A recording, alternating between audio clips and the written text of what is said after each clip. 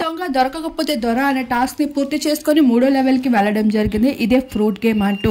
అయితే ఈ టాస్క్ లో అయితే ఉన్న టీమ్స్ ని డివైడ్ చేస్తూ ఒకరు ఫ్రూట్స్ ని పిండాల్సి ఉంటుంది, ఒకరు ఫ్రూట్స్ ని అయితే కప్ లో ఇసాల్సి ఉంటుంది. అలా బౌల్లో ఇసిరిన ఫ్రూట్స్ ని అయితే మిగతా కంటెస్టెంట్స్ జ్యూస్ గా చేయాల్సి ఉంటుంది. అలా ఎవరు ఎక్కువగా జ్యూస్ ని పిండి చూపిస్తారో వాళ్ళే ఈ టాస్క్ లో విజేతలుగా నిలవడం జరుగుతుంది. శివాజీ, తేజ, గౌతమ్, అమర్దీప్, శోభాశెట్టి వీరందరూ అయితే ఫ్రూట్స్ ని ఇసురుతూ ఉండగా మిగతా కంటెస్టెంట్స్ పిండడం జరుగుతుంది. ఇక్కడ సందీప్ అయితే తొక్కతో పాటు ఫ్రూట్స్ ని పిండాడని, ఆ విషయానికి తన లెవెల్ కౌంట్ చేయకూడదు అని ప్రశాంత్ ఫైర్ అవడం జరుగుతుంది. తొక్క తీయకుండా ఎలా పిండావు అని అనేసరికి శివాజీ అయితే ఊరుకోరా వదిలేయని అని అంటూ ఉంటారు. ఈ ప్రోమోను చూస్తున్నట్లయితే మరి ఈ టాస్క్ లో ఎవరు విజేతలుగా నిలిచారనిపిస్తుంది. అయితే ఇందులో ప్రిన్స్ అలానే పల్లవి, ప్రశాంత్, సందీప్ వీళ్ళు ముగ్గురు ఎక్కువగా ఫ్రూట్ జ్యూస్ అయితే పిండినట్లయితే కనిపించడం జరుగుతుంది. మరి ఎవరు విన్ అవుతారు అనిపిస్తుంది? మీ అభిప్రాయాన్ని తప్పకుండా కామెంట్ సెక్షన్ లో కామెంట్ చేయండి. మరిన్ని ఇంట్రెస్టింగ్ అప్డేట్స్ కోసం మా ఛానల్ ని సబ్స్క్రైబ్ చేసుకోండి.